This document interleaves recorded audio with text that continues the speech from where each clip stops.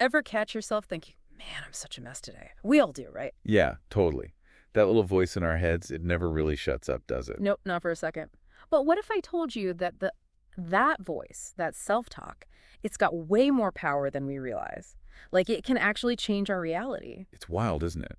The things we tell ourselves, they really do shape our world, our mood, even our actions. We dug into a ton of research on this, and it's pretty amazing stuff. Yeah, we're calling this deep dive rewiring your mind through positive self-talk for a reason. Get ready to rethink that inner monologue. So first things first, what exactly are we talking about when we say self-talk? So it's basically that constant stream of thoughts we have, those little interpretations, judgments, the things we tell ourselves about ourselves and the world around us. And it's not just random noise, right? It's actually impacting how we experience life. 100%.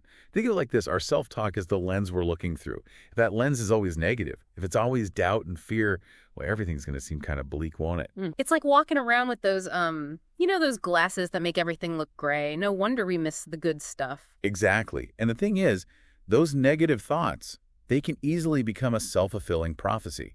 Keep telling yourself you'll fail, and guess what? You're setting yourself up for exactly that. Wow. So our brains are basically buying into whatever we're selling, even if it's a bunch of negativity. It's like our subconscious is saying, okay, you said it, so it must be true.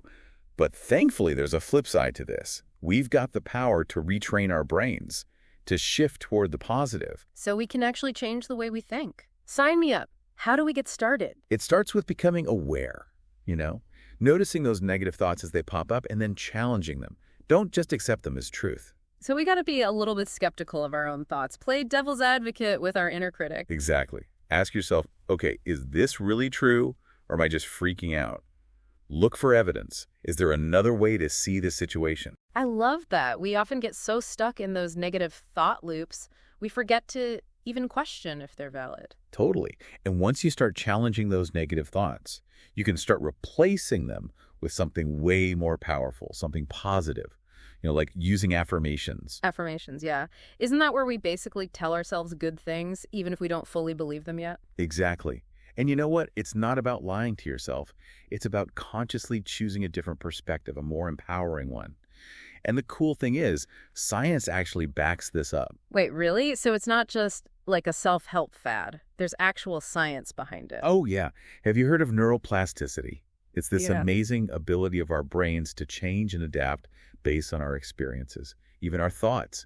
Every time we think something positive or negative, we're reinforcing certain neural pathways. So by practicing positive self-talk, we're literally rewiring our brains for the better, for more optimism, more resilience. Precisely. And there's been some really cool research on this. One study found that people who practiced self-affirmations, even for just a few minutes a day, they saw big improvements. I mean, less stress, better self-esteem, even their grades went up. Whoa, that's pretty impressive. So besides thought challenging and affirmations, what else can we do to clean up that mental chatter? Well, you know that saying, you are what you eat? The same goes for our minds. Pay attention to who you're hanging out with, what you're reading, watching, listening to. All of it shapes your mindset. It's true, After spending time with negative people, I feel drained. But positive, supportive friends, they give me energy. Right. Surround yourself with good vibes. And don't forget about gratitude. Just taking a few minutes each day to appreciate the good stuff, even the little things, it can make a huge difference. Thought challenging, affirmations, a positive environment, and gratitude. It's like a recipe for a happier brain. Exactly. It's a journey, though, not a quick fix. Be kind to yourself. Celebrate those small wins along the way. Great advice. Before we wrap this up, anything else from our research that really stood out? I came across this quote by Louise Hay. It's so good. She said, "You have been criticizing yourself for years, and it hasn't worked.